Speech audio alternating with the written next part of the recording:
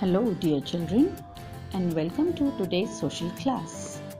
Children, till now we have discussed in detail about our four major landforms, and those are mountains, plateaus, plains, and deserts. Now, today we are going to talk about the last landform of this chapter, that is rivers. Yes, kids, today we will talk about rivers, which are actually our lifelines. So, a river is a stream of water that flows through a channel in the surface of the ground.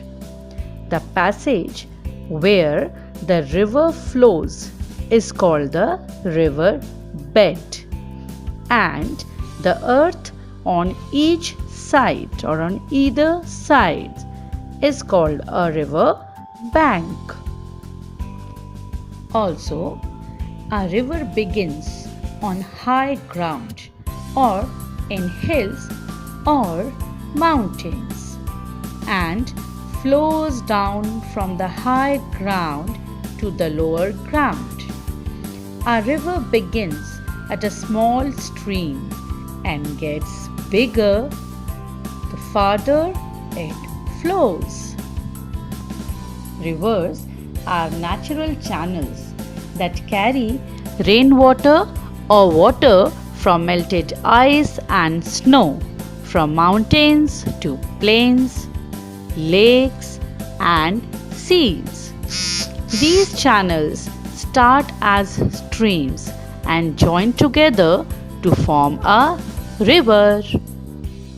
So, this was all about defining a river. Now, let's have a look at how a river completes its journey from a mountain to the sea. Yes, children, I just said the journey of a river. That's correct. A river travels a long distance and then it reaches its destination, that is a sea or an ocean, right? Now, it flows through the cities and different places and different landforms, and then it reaches its destination. A river originates from a mountain and travels through different landforms, and then it ends up the journey by getting joined in a bigger water body, that is a sea or an ocean. Did you know that a river completes its journey by passing through 3 stages? Alright, let's talk about all this in detail. From the place of origin to the sea, a river passes through 3 stages. Those stages are known as course. Nearly all rivers have an upper, middle, and lower course. The beginning of a river, when it flows quickly with lots of energy, is called a young river. In the middle of a river's journey, when it gets wider and slows down, is called the middle age. Rivers often meander along their middle course, that is, they often follow a winding path. So now, let's have a detailed view of all the stages of a river. The first one is the upper or the young course. Most rivers originate in the mountains. Here, the speed of the river is very high. The river cuts a deep, narrow channel in the mountains. Here, when a river runs over alternating rivers of hard and soft rock, rapids and waterfalls may form. Waterfalls commonly form where water rushes down steep hill sides in upland areas and quickly erodes the rocks. Some features of the upper course are canyons, waterfalls, and rapids. A new word is rapid.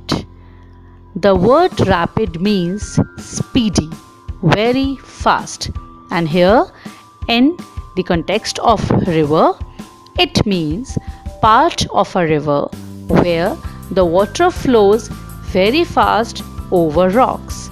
When water falls from a height, when it starts from the mountains, so the speed of the flowing of water is very fast. That's why it is called as rapids. That's why it is called as rapids. Now, the second one. That means the second stage of a river's journey. The second stage is the middle or the mature course. The middle or the mature course, in this course of the river, it begins when it leaves the mountains and enters the plains.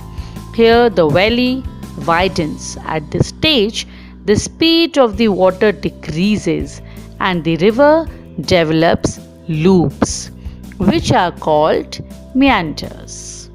River Ganga, for example, has a meandering course between Allahabad and Varanasi.